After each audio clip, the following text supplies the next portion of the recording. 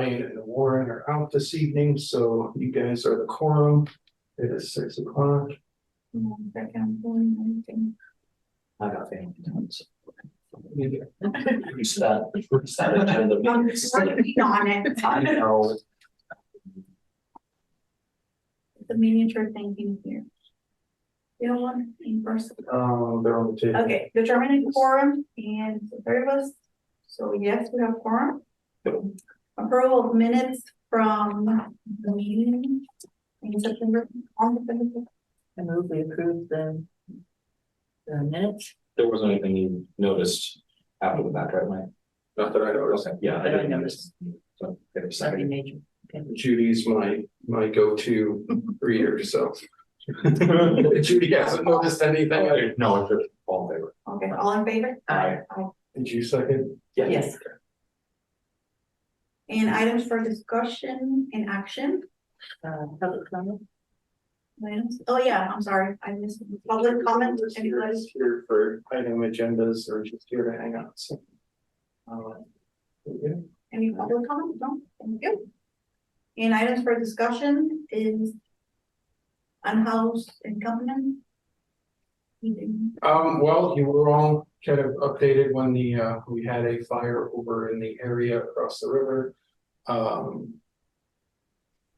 Several comments from that, just asking if that sped up our calculations on needing to do anything. And after the dust settled, I haven't heard any comments from any of the business owners in the area. I think initially Kevin and Sam really helped allay a lot of the fears and calm everything down and really did a good job. And then their work behind the scenes, just as this stuff has been developed and over the last several months, I can't stress enough how much that impacted probably our ability to level down the reactions. So I don't think it changes our calculation from the December 4th winter shelter. Well, thank you. Yes, because I was kind of worried about that. I'm like, is it gonna move up the date? I was like, oh God, this is the thing we talked about. Mike's gonna have to do something. And thankfully it wasn't. I thought for sure that a business owner would have been like, okay, fire in my backyard, like that's enough. But you said no real comments. I haven't heard anything. Sam, Kevin, if you guys have anything you want to add, you're welcome to. Can you hear me okay, Mike? Yeah, we got you. Yeah, they certainly weren't, the business owners weren't pleased, but I just reminded them of what the commission, you guys have voted for eviction, that we do have a target date in mind. And even if you guys would act sooner, it's not going to move up that date dramatically. And just by having the fire, I've seen a decrease in the population back there. Sam may have some different opinion, but some of those folks have moved on, or Sam has them housed. So, you know, I stay in contact with those business owners. Actually, one called me today, and they've been pretty reasonable. I think their limits about up there definitely wanting that December 4th eviction to go through. But they've been very reasonable with me and your decisions.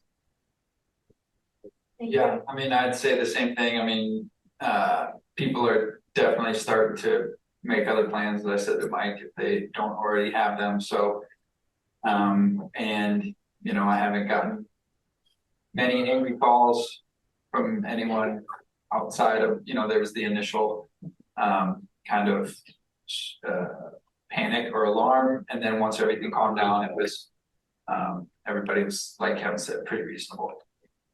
Their biggest concern is not to allow the camp to ever get that big or take hold again behind those businesses. Again, fire and then safety of their employees are their number one and number two issues they keep bringing up to me. We have to kind of figure out how we want to. And that's kind of the direction we're going over the course of the next couple of months as the process of getting people out takes place, and then over the winter figuring out how to best situate the land so we don't have that establishment happening again. That seems to be the direction we're heading. Yep.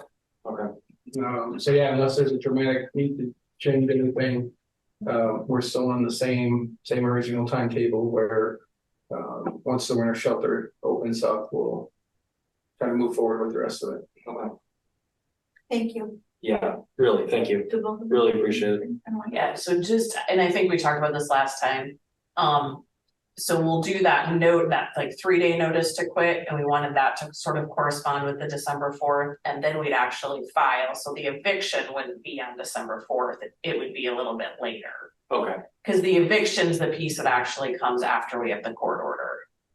I mean, we'd be telling people 3 days before December 4th, you need to leave, It was December 4th was, as I recall, or is that the date we were starting? December 4th was the day we were going to start the proceedings, or whatever the process is with the magistrate or the judge, but there was some Right. line where, like, So- once you collect the names, then they're on the record, and the eviction happens once you have the order, but like, because you already have the names, it goes against their record, and I think that's what we were trying to avoid. Right, so the notice to quit is something that gets posted before we file anything. Yep. That's, so we were talking about, and that's the 3-day notice. Yep. So filing that before December 4th, with the idea that then we could file on December 4th. Yeah. And we could probably talk at the next meeting, I guess I'm not even sure what day of the week December 4th is on, or if that It's a Monday. matters. It's a Wednesday. Monday. Monday, so that would probably work, we could get it filed on that Monday. That's probably why we chose that date. Mhm. I think that is, That's open. winter for shelter. shelter. That's right. That's why we, thank you. That is why we, that's why we chose December. yeah, so. Well, and most of those that are in the encampment now, Sam and I have discussed it, they're winter shelter residents. They'll go to the, most of them will go to the winter shelter. Now, even in the case that everybody left on December 4th, we may still be looking at going through with doing the eviction because there may be property still there. And we wouldn't want to remove that or without having a court order or without having permission to do that. So It's more or less like tying any loose ends with.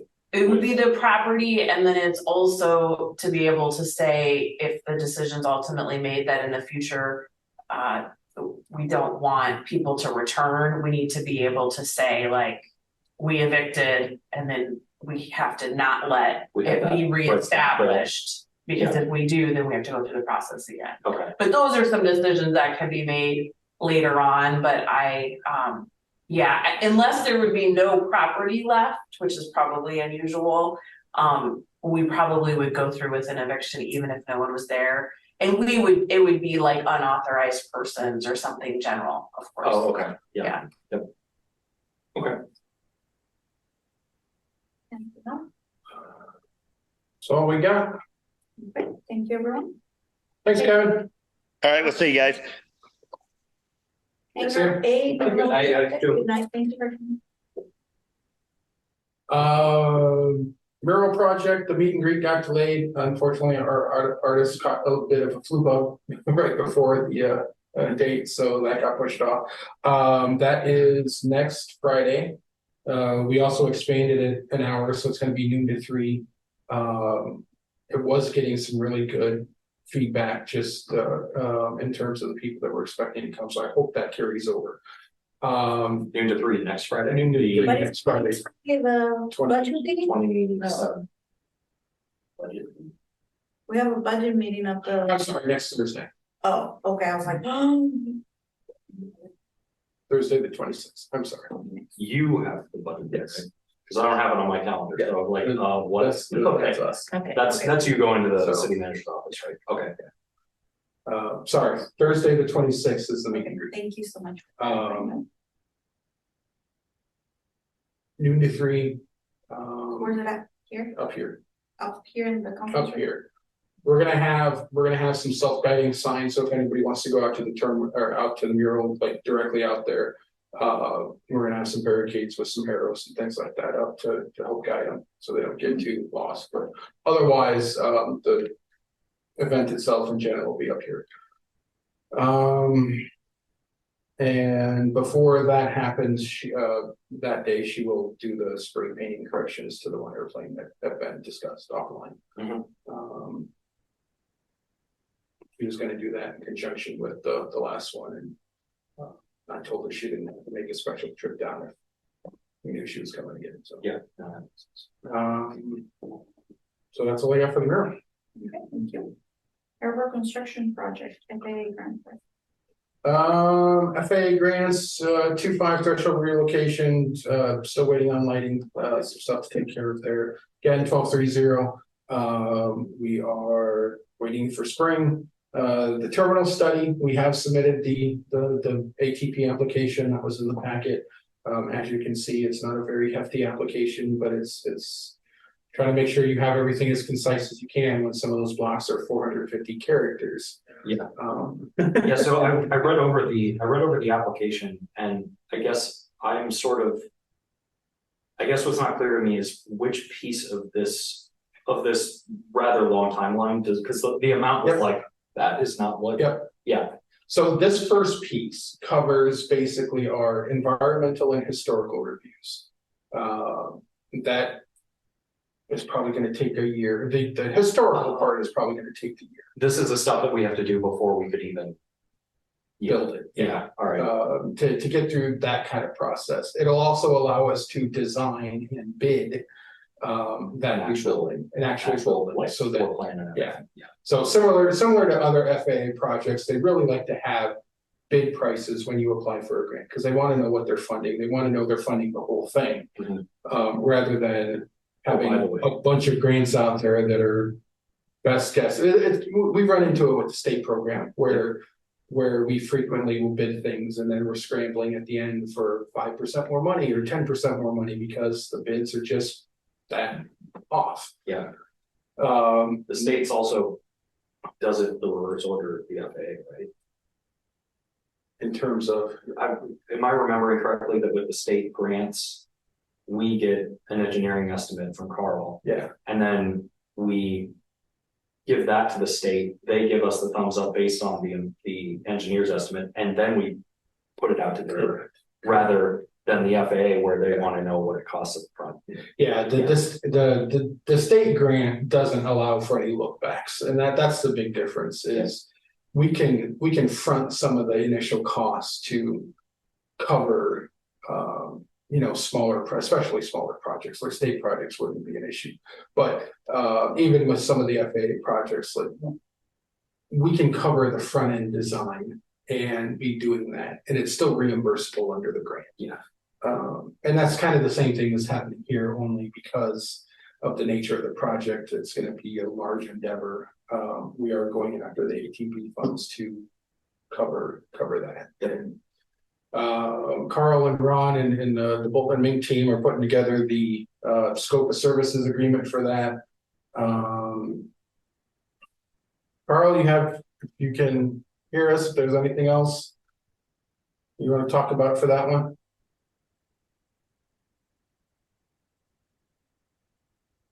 Can't hear you. Carl, you're muted.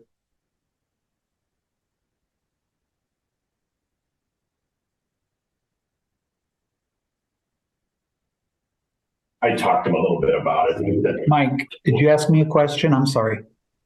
Yeah, we're running through, we're talking about the terminal building and the process of going through. If you had anything to add, you're welcome.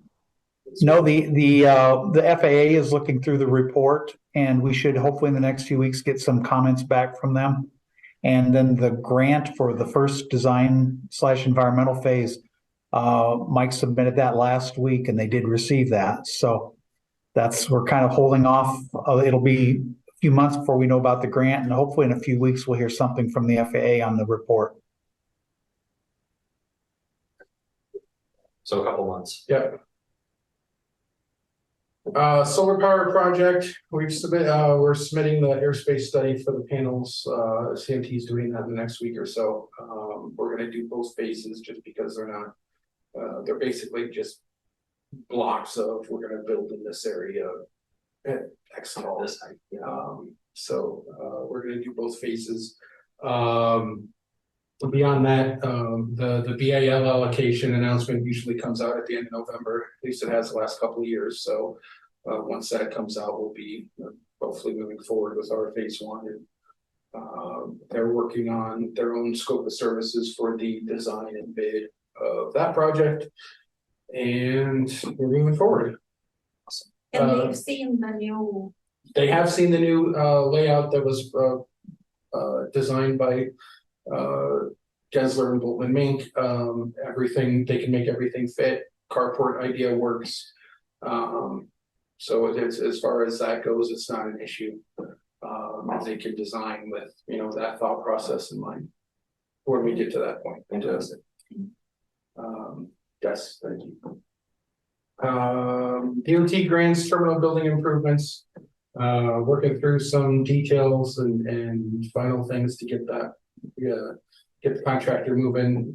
Probably not likely to get done this fall. We're probably looking at a spring project. Just based on my perceptions of where we're at with ordering things and getting that hole filled in, so it's not plywood, but it's moving forward. The call letter for the next FAA application is out. That's kind of what this refers to. It's basically the list of our upcoming projects. There's a little bit of condensing that's been done here, that some of these projects are going to get sent out even further, like the parallel taxiway to runway 1230. But generally, this is kind of the roadmap for what we've got in terms of FAA and state projects over the next couple of years. Solar power being the big one.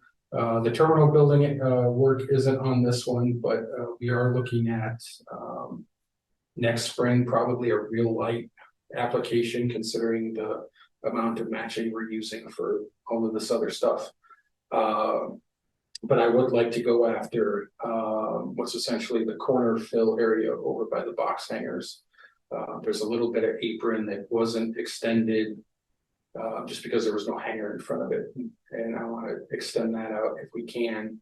And hopefully, I've got a couple of folks that are looking at that area to build a hanger. We can use that to maybe grease some of that.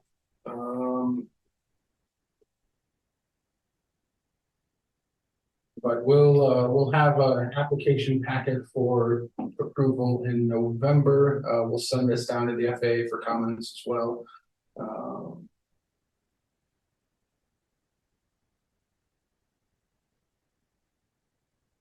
That's all I got for that. Is there any questions?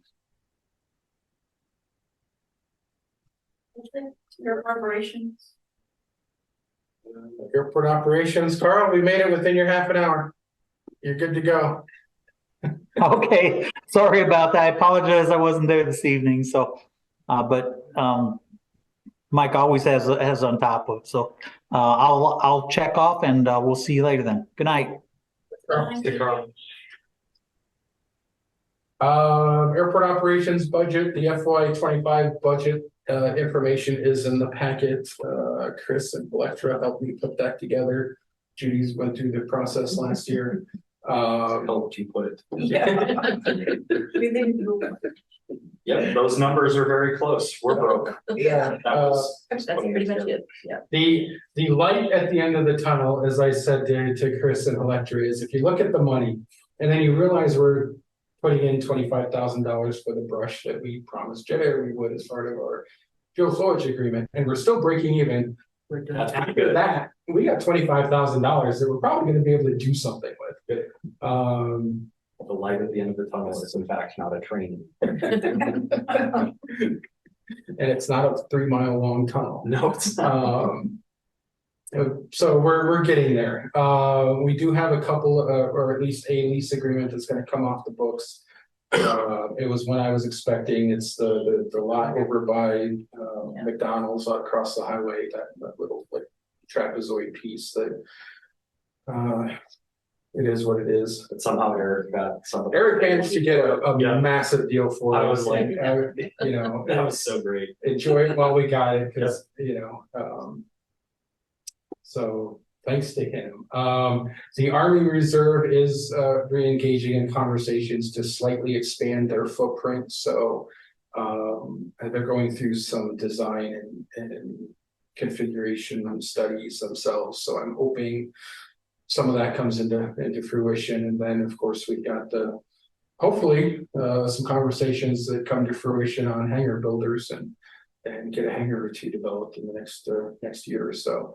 Also, as part of the budget that's not accounted for is the cost savings that we will see from the solar power project. So that's kind of our That's just gravy on top of that point. Like, yeah, that's basically, not knowing exactly when it's going to get done, but when it does get done, it's probably going to be about $1,000 a month we're saving. That's nuts. It's yeah. So the sooner it gets done in fiscal year 25, the better that budget's going to look. Yep. What I don't remember, when are we targeting for basically like full completion of that project? I mean, probably sometime at the end of 2024. Summer or fall. Yeah, as far as the timeline goes, we're looking at kind of design bid over the winter. Probably bidding so that we're opening bids in March-ish, maybe April. And then from there, it's going to be whatever the lead time is for the technology and installation. Installation shouldn't take too long, and then whatever background paperwork needs for the utility company to turn it on, and that can take like 90 days. If I remember right, our city just went through the process. Okay. It's heavily dependent on the utility companies on the back end of doing their job and saying, yeah, you can turn this on and connect. So are they gonna do the structure for the carport then in order for them to put this one? Not with this project. Okay. The first project is solely the north side. The carport side of things won't be till 2026, give or take. We'll have to wait for that money to be allocated.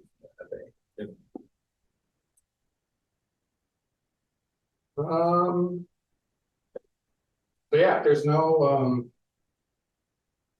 other questions about the budget. We usually have a motion to submit to the city. Somebody would like to do that. I move that we submit the fiscal 25 budget to the city. Second. All in favor? Aye. Thank you.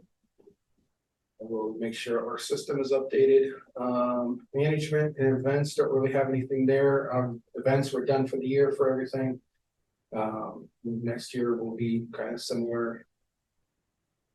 We'll work with the EAA for a Young Eagles event. We'll pancake breakfast when the car guys give me their calendar for what they want to run. Throw that back on the list. And figure out something else to do. Drive-in movies. So, Matt is hopefully on his way back from the National Business Aviation Conference in Las Vegas. Jet Air and Matt and Danny from here and Philip were out at that for the week. I don't have any real update. The maintenance is pretty much just kind of fixing some minor stuff and doing a last round of mowing. Actually gearing up for the winter season. Catching a few things here and there in the lull of not having to mow and not having the snowplow. Yeah. But I pulled the weeds last. Judy helped us out. Yes, pulled us a bunch of weeds out of the front. By the front door, so that when people were gonna come for the art thing, they wouldn't have it with ragweed and thistles. Well, thank you. That's like my least favorite task. The Weeding. Jet Air people gave me their garbage can and black Oh, there rag, you go. Yeah. and then they hauled it away. So it's like you didn't have to get rid of it. Any commissioner member report? That was my report. Okay. Anybody else? Staff report? Nothing yet, or nothing big on the horizon for me. I will most likely be taking my typical Christmas and New Year's vacation. That's become standard for me and I'm just used to it. I mean, I would too. Beyond that, I don't have any other trips or anything scheduled, so